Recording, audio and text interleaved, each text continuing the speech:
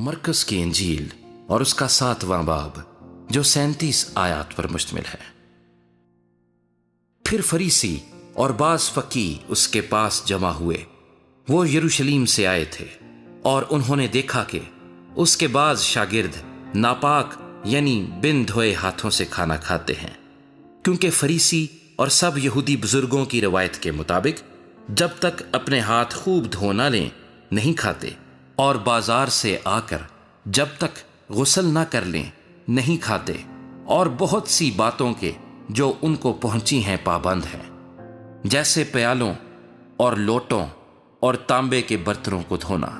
बस फरीसियों और फकीहों ने उससे पूछा, क्या सबब है कि तेरे शागिर्द बुजुर्गों की रिवायत पर नहीं चलते बल्कि नापाक हाथों से खाना खाते हैं?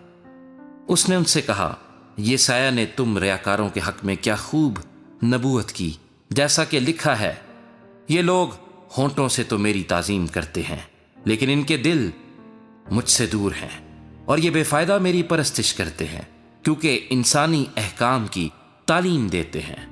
तुम खुदा के हुक्म को तर्क करके आदमियों की रवायत को कायम रखते हो। और उसने उनसे कहा, तुम अपनी रवायत को मानने के लिए खुदा के हुक्म को बिल्कुल रद्द कर देते हो, क्योंकि मूसा ने फरमाया है कि अपने बाप की और अपनी माँ की इज्जत कर, और जो कोई बाप या माँ को बुरा कहे वो जरूर जान से मारा जाए। लेकिन तुम कहते हो, अगर कोई बाप या माँ से कहे कि जिस चीज का तुझे मुझसे फायदा पहुंच सकता था वो कुर्बान यानी खुदा की नजर हो चुकी, तो तुम उससे फिर बाप या माँ की कुछ मदद करने नहीं देते। यूं तुम खुदा के कलाम को अपनी रवायत से जो तुमने जारी की है बातिल कर देते हो और ऐसे बहुतेरे काम करते हो। और वो लोगों को फिर पास बुलाकर उनसे कहने लगा, तुम सब मेरी सुनो और समझो, कोई चीज बाहर से आदमी में दाखिल होकर उसे नापाक नहीं कर सकती, मगर जो चीजें आदमी में से निकलती हैं वही उसको नापाक करती हैं। अगर किसी के सुनने के कान हो तो सुन ले। और जब वो भीड़ के पास से घर में गया तो उसके शागिर्दों ने उससे इस तमसील के मानी पूछे। उसने उनसे कहा, क्या तुम भी ऐसे बेसमझ हो? क्या तुम नहीं समझते कि कोई चीज जो बाहर से आदमी के अंदर जाती है उसे नापाक नहीं कर सकती, इसलिए कि वो उसके दिल में नहीं बल्कि पेट में जाती है और मजबले में निकल जाती है। ये कहकर उसने तमाम खाने की चीजों को पाक ठहराया। फिर उसने कहा, जो कुछ आदमी में से निकलता है वही उसको नापाक करता है, क्योंकि अंदर से यानी आदमी के दिल से बुरे ख्याल निकलते हैं, हराम कारियां, चोरियां, खूनरेजियां, जिनाकारियां, लालच, बदियां, मकर, शहवत परस्ती, बदनजरी, बदगोई, शेखी, बेवकूफी, ये सब बुरी बातें अंदर से निकलकर आदमी को नापाक करती हैं।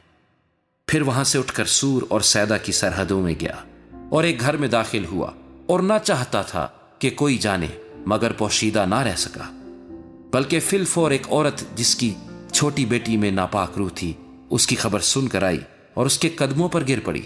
ये औरत यूनानी थी और कौम की सूरफेनी की। उसने उससे दरखास्त की कि बदरूह को उसकी बेटी में से निकाले। उसने उससे कहा, पहले लड़कों को सैर होने दे, क्योंकि लड़कों की रोटी लेकर कुत्तों को डाल देना अच्छा नहीं। उसने जवाब में कहा, हाँ खुदावंद, कुत्ते भी मेज के तले लड़कों की रोटी के टुकड़ों में से खाते हैं। उसने उससे कहा, इस कलाम की खातिर जा, बदरूह तेरी बेटी से निकल गई है।